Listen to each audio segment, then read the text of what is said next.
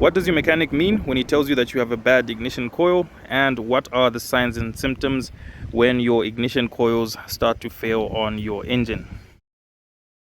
So first of all, let's start by understanding what an ignition coil is a small transformer that turns the typical 12 volts that comes from your car's battery into a higher voltage, which in most cases is around 12,000 volts to, on the high side, 45,000 volts. And what that voltage does is it goes through to the spark plugs, and the spark plugs then ignite the air and fuel mixture that is within your engine. Just for example, here I've put the spark plug onto the coil. This is how it sits, and it goes down into your engine like this.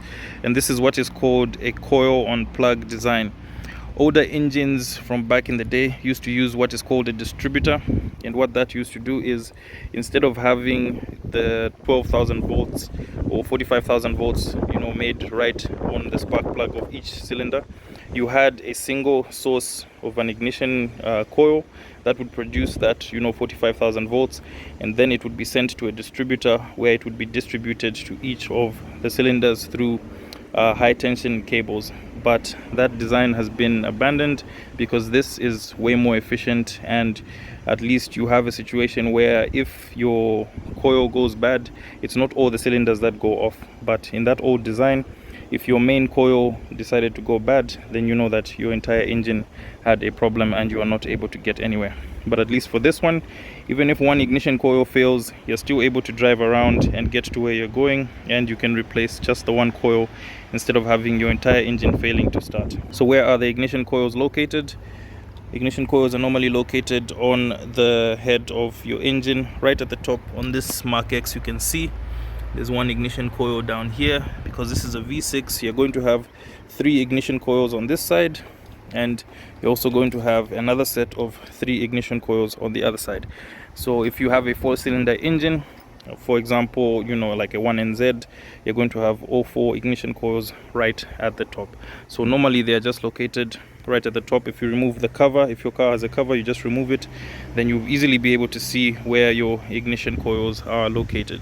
So then what are the signs and symptoms that you have a failing ignition coil? The first one of which is you obviously get misfires, because your ignition coil is responsible for creating the high voltage that is supposed to spark the air and the fuel mixture in your car. If your ignition coil starts to fail, then you find that your car has misfires, and this is most prominent when you are at idle. So when the car is seated idle, you start to feel some heavy vibrations, and that could be that your ignition coil is failing and you have to check it and get it replaced. Another thing you will notice is you will get a higher fuel consumption, obviously again because your car is not able to efficiently burn the air and fuel that is being drawn into the engine. You're going to have unburned fuel going out the exhaust, which means that you get a very bad fuel consumption on your car. Another thing that causes your ignition coils to wear out is heating.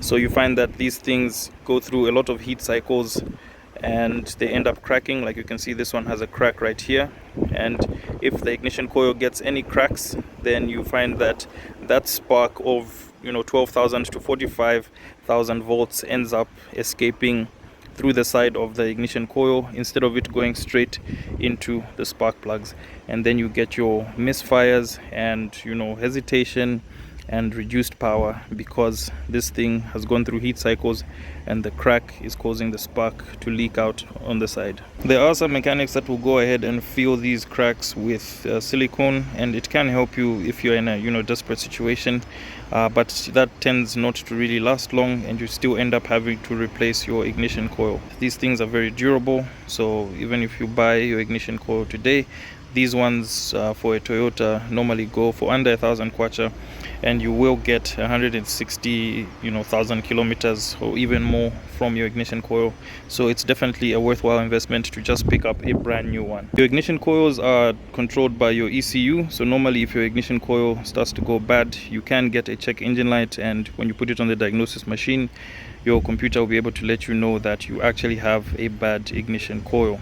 So because of the nature of these devices, it is very important that you only test your ignition coils using professional equipment.